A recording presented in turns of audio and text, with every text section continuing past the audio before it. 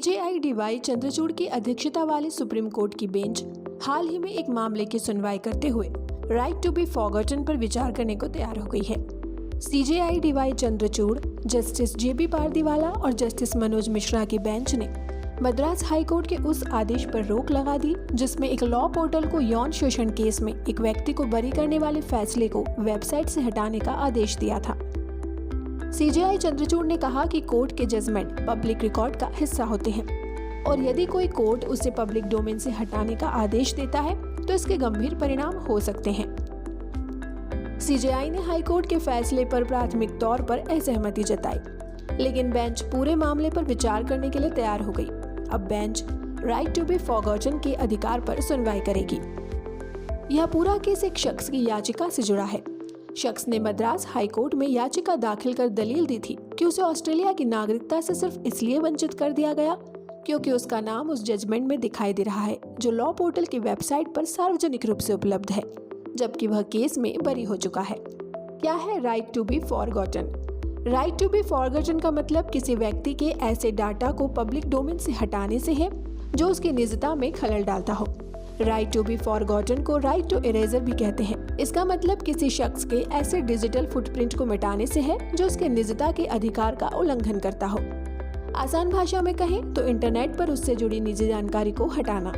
Supreme court के advocate आदर्श Tiwari media से कहते हैं कि मान लीजिए किसी व्यक्ति के खिलाफ एफआईआर हुई हो और बाद में कोर्ट ने उसे रद्द कर दिया हो।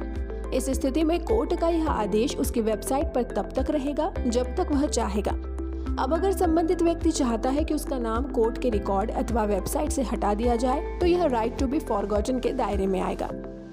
क्या है इससे जुड़े कानून? दुनिया के तमाम देशों में राइट टू बी फॉरगॉटन को मौलिक अधिकार की श्रेणी में रखा गया है। उदाहरण के तौर पर यूरोपीय देश जहां जनरल डाटा प्रोटेक्शन रेगुलेशन यानी कि जीडीपीआर के सेक्शन 17 में बाकायदे राइट टू बी फॉरगॉटन का जिक्र है। यूरोपीय यूनियन के जनरल डाटा प्रोटेक्शन रेगुलेशन के मुताबिक किसी व्यक्ति का व्यक्तिगत डाटा इकट्ठा करने और इस्तेमाल करने के बाद उसे मिटाना जरूरी है।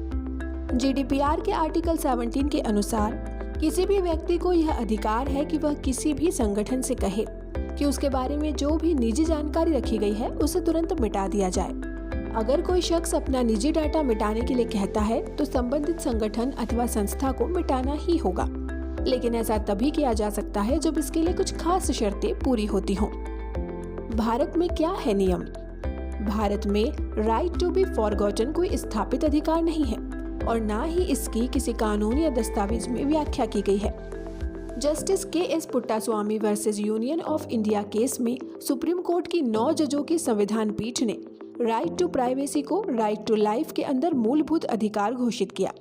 हालांकि इसमें राइट टू बी फॉरगॉटन का जिक्र नहीं हुआ। Right to be forgotten right to privacy का ही हिस्सा है, पर कई बिंदुओं पर द्वंद्व है।